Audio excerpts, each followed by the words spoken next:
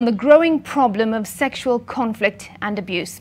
Once again, we warn you that you may find some accounts depressing, so viewer discretion is advised. First out is Bridget Ngana coming to us live from Nakuru with the cruelty of rape. Bridget.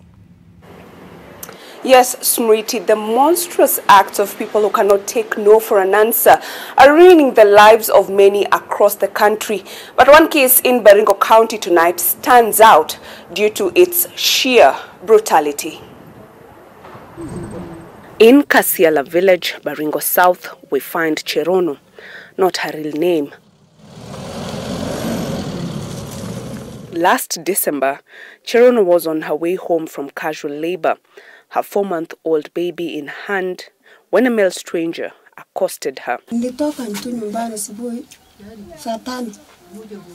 Nilienda mpaka irrigation huko kwa Harabana. Nikakuja saa 9 kwa sababu ni mbali. Tukakutana tu njia ilikuwa imelewa. Hiyo mtu. Akakuja tu akashika mimi mkono. Nikaanguka. Mtoto akateremka chini. Mama alikonga mtoto kichwa. For at least more than half an hour, she was pinned down, her tormentor taking painful rounds of brutal gratification from her. She lay there helplessly, too weak to even feel the baby's pulse. It wasn't until a herder chasing his flock home spotted her, by which time her baby was long gone. Watu walikuja kusaidia mimi tushike huyu mtoto mpaka iishe. Sasa nikaanza kulala hapo. Hakuna nyumba hata. Si barabara tu. Nikalala hapo mpaka asubuhi. Back home and without medical or psychosocial support, Cherono's troubles would soon multiply. Her husband of years left her. Mimi tunataka isaidie kwa sababu hasa mwili yangu sasa imekuwa imekuwa sekera. Hata kichwa sio mzuri kwa sababu ya COVID. Nikipata mawazo kidogo karibu kichwa yangu naruka. A local women's rights group is pursuing legal recourse for Cherono, but she is not alone. There have been over 20 rape cases here this year alone, they say. Indigenous women and all women in maybe rural areas are suffering a lot in silence. That lady lost their child in the process of being raped. We've been trying to reach out on various government bodies, including even NGOs, on how best she can be helped to maybe fight for her rights to be recognized. Until proper institutions and more stringent laws are put in place, sex predators will stay on the prowl. Depending on the individual facts of each case, upon application by the DPP, the courts will be available to give early hearing dates and hear those matters as quickly as possible. Still, the stigma associated with sexual violence makes justice a mirage for many victims.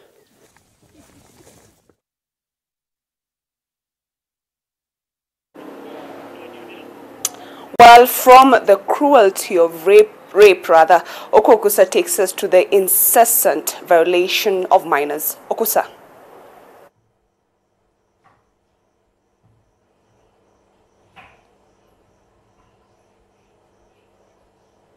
Bridget, what could be more cruel than a child repeatedly molested by someone so very well known to them? Such is the story of so many minors, actually helpless minors, across the country. I will hide her identity and call her Lillian. At 6 years old, her purity was soiled by a boda taxi operator well known to her and her family. She now lives at this rescue home. But for the first time, he defiled her and he was caught and taken to court. He was released on bond and he went back for the second time. He wanted to defile the girl again, but he didn't manage because the girl shouted and he was caught and he ran away. So he's at large until now. They have not found him. 2 months later, the serial offender is yet to pay for his crimes. Here, we also find Janet, not her real name. Hers is a case of a protector turned tormentor. Crimes committed by her own maternal cousin. For 2 years, he robbed the 13-year-old total orphan of her innocence. Inside the same room, his 3 children and wife slept. Alikuanga anambia bibi yake tumbi na mumu.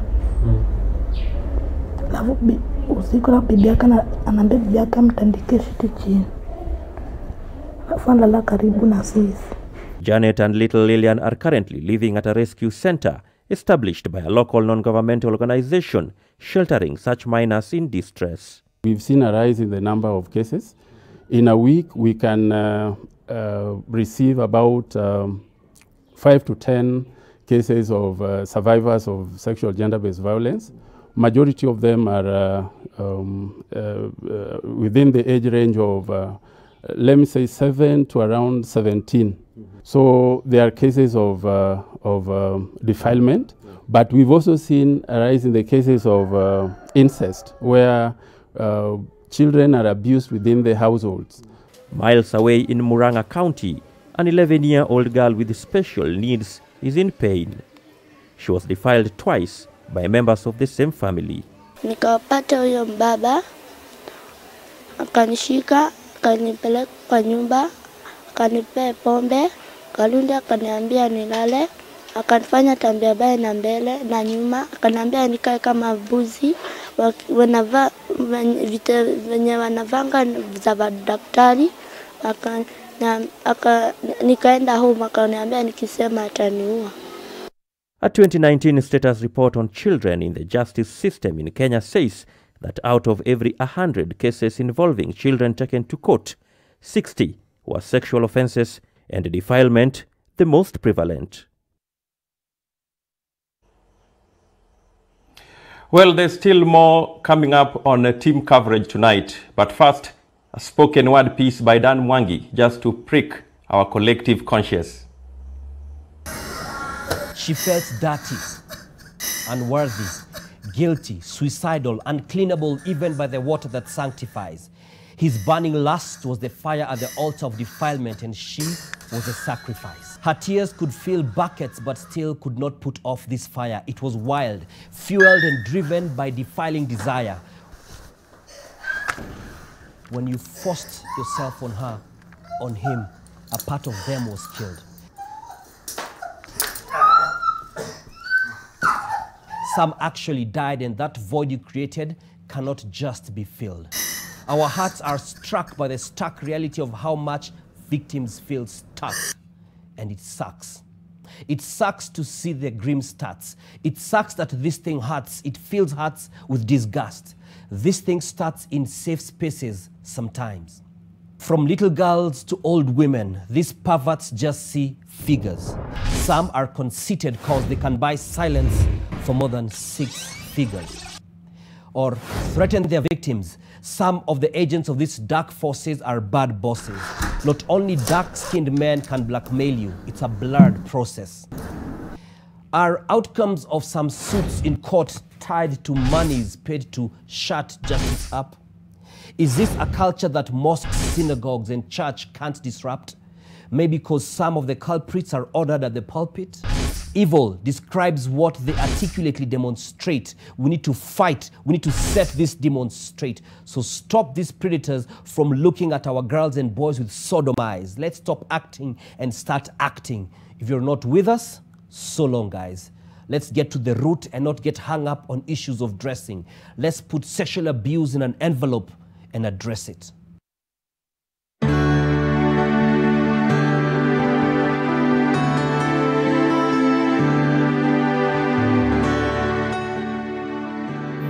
Yo, Dan, you're the man. I'm such a big fan of what you just sang. You did it with a bang, but I'm just doing it with a twang. Coverage continues, and once again, a warning to our viewers that some of these stories you're about to listen to may be disturbing. At this point, let's link up with NTV's Kevin Mutai, who joins us live from Mombasa. Now, Kevin, these statistics on child sex abuse are jarring, but that is how many of them end up with children. Smriti, in fact, the problem of teen pregnancies has been made worse by the closure of schools, leaving kids with so much time on their hands. Just take a look. In Marimani village of Kisauni, we find Mary, not her real name, tending to her 2-month-old baby at her grandmother's home. Mary was in class 7 when her relationship with a class 8 pupil in a neighboring school led to this late 2019, and there began her troubles. Tulikuwa tuendelea pamoja, aliposikia kama mimi niko na mimba, akaanza kuruka. Rafiki zake akasema, hiyo mimba si yako, basi mvulana mdogo mwenyewe uko na mimba. A few kilometers away in Mwakirunge village, we find another child mother. Fatuma, not her real name, says she was married off as soon as she became pregnant. She had to drop out of school in standard 6. Mamangu alikuwa yasema kwamba huyo mwenye alinipa ujauzito ndo nijerishi na yeye.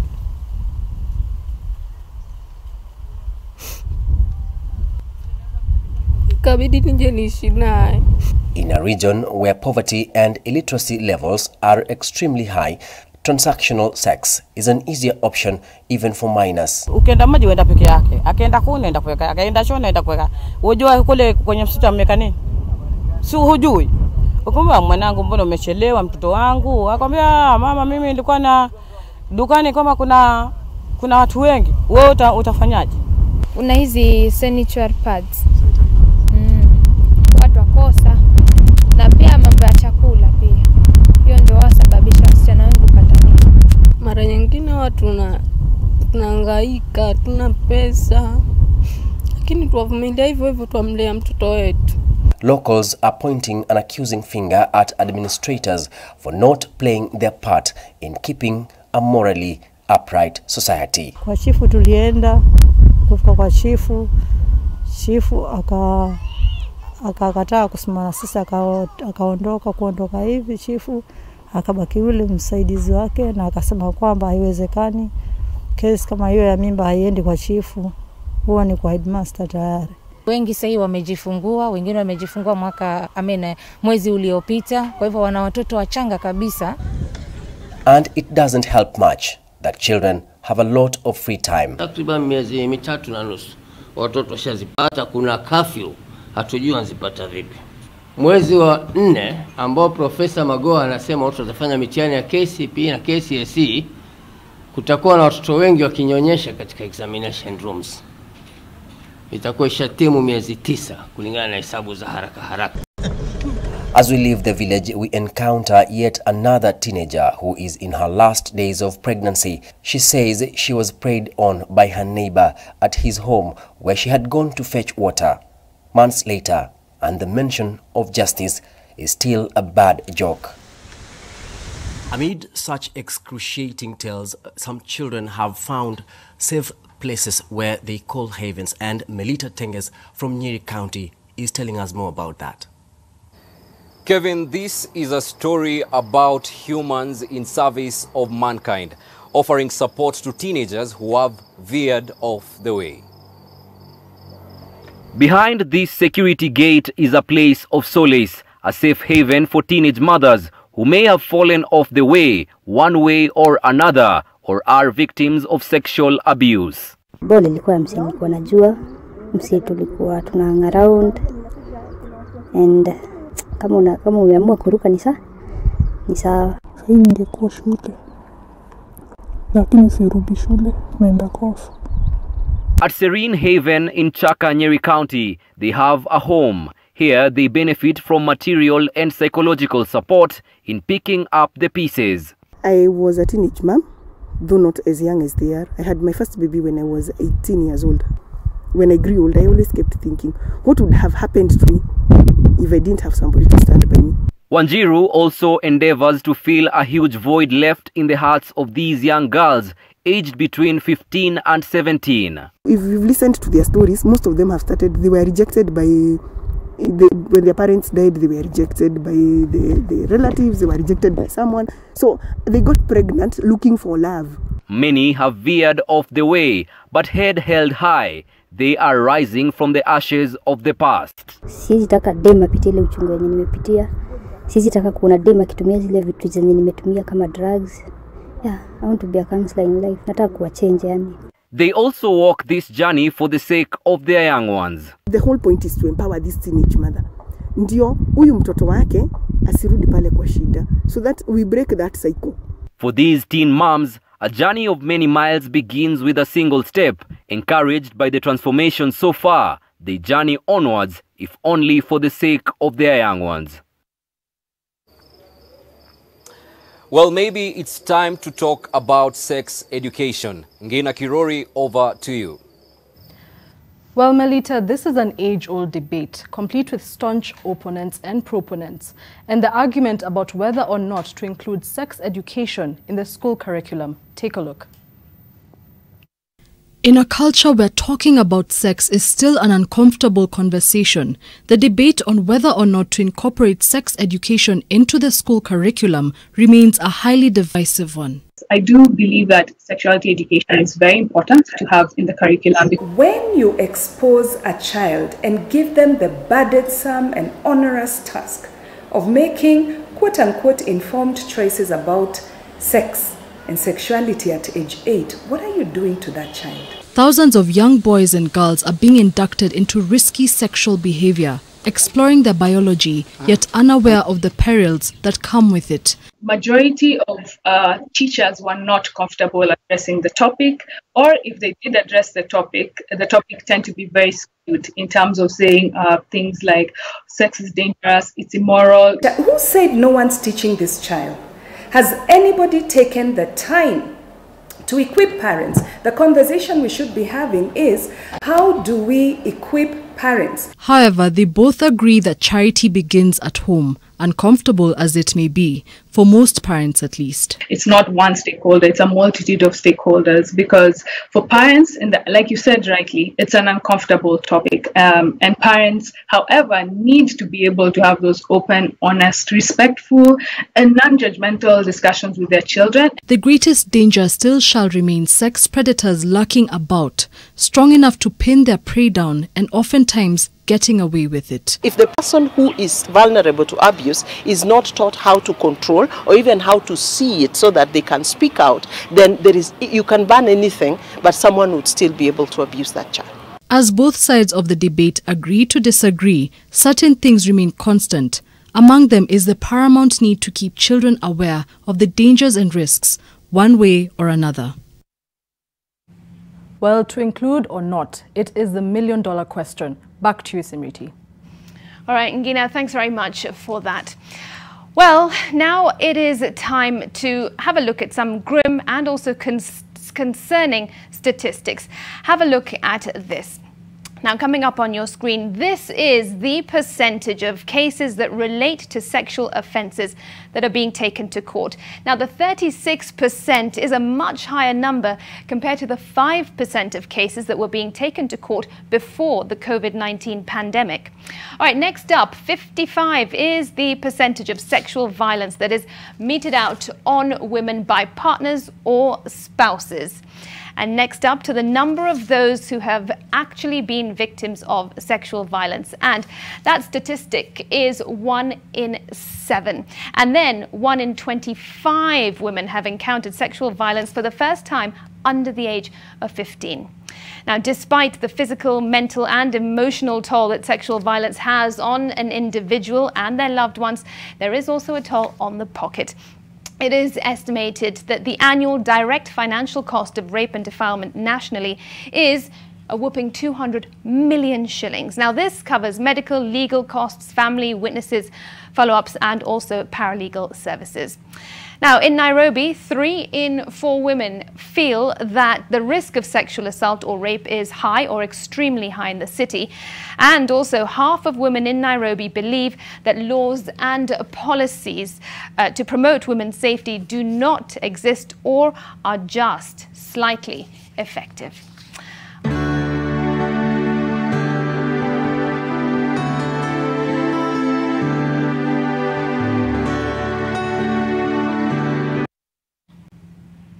And that has been Team Coverage